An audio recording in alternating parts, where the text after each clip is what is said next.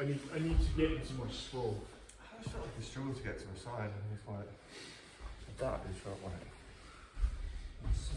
it's super strong.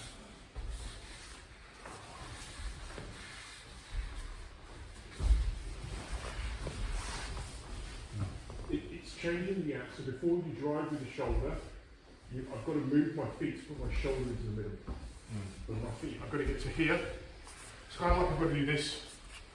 Do you know what I mean? I've got to get to here and not here. Because here, the shoulder's outside the silhouette of the pyramid and it gets knocked over. Yeah, whereas if I can get my shoulder into the middle of my pyramid, now it's inside the silhouette of the pyramid. And now you're going to struggle to push that. You'd have to be at an angle where the shoulder is outside. So if you changed your angle, if you went about here, yeah, now push my shoulder. Go on. Do you see what I mean? Yeah. So provided you're here, my shoulder in relation to your, yeah, go on, push. Yes. Yeah. Sorry, I didn't realise you stopped. Any questions on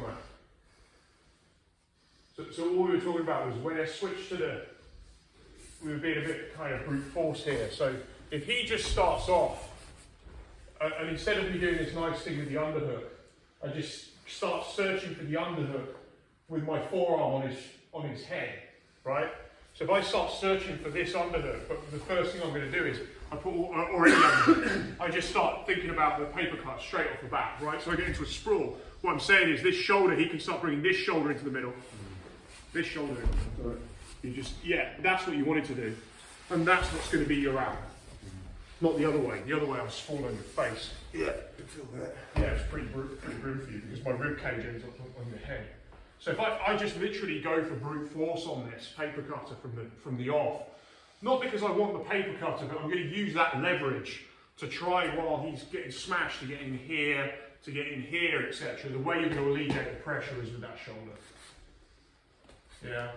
So, but what I was sort of saying to Tom was, if he starts to bring his shoulder into the middle in relation to me here, so what I would say to you is like, if I start going to the north-south on this, his shoulder starts coming outside of the silhouette because I've changed the angle. If I'm here, his shoulder in the middle, put your shoulder in the middle. Yeah. So here, if I'm pushing in all of this, I'm trying to get on that shot, it's kind of hard down here. The more I go here, like, I've got nothing here. So if we get in a pushing contest, go Sean, go on, you drive into me. Go. I'm never going to win that because his shoulder's inside the pyramid. So it's inside the silhouette. When Frankel talks about being inside the silhouette, it could be flat, but here it's with the pyramid. So if you look at the angle, what about if I'm at this angle now? Is his shoulder inside of the silhouette? Is it? Your body? Yeah. Do you think it is? Yep. That's not. It is here. Here it's inside the silhouette. Oh. I mean, really, the thing is, which one I push? It's really turn your shoulder in a little bit as well. Yeah, no way.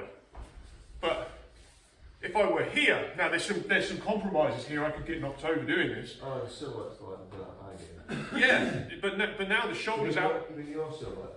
No, I'm talking about. Well, I think I'm talking about your silhouette here because what's happening now is your shoulder.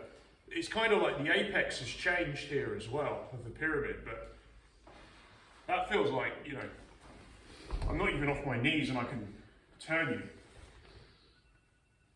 So, because here this isn't the apex anymore, this is on the outside.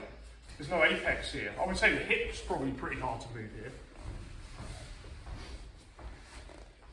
I'm not moving that, but that's open.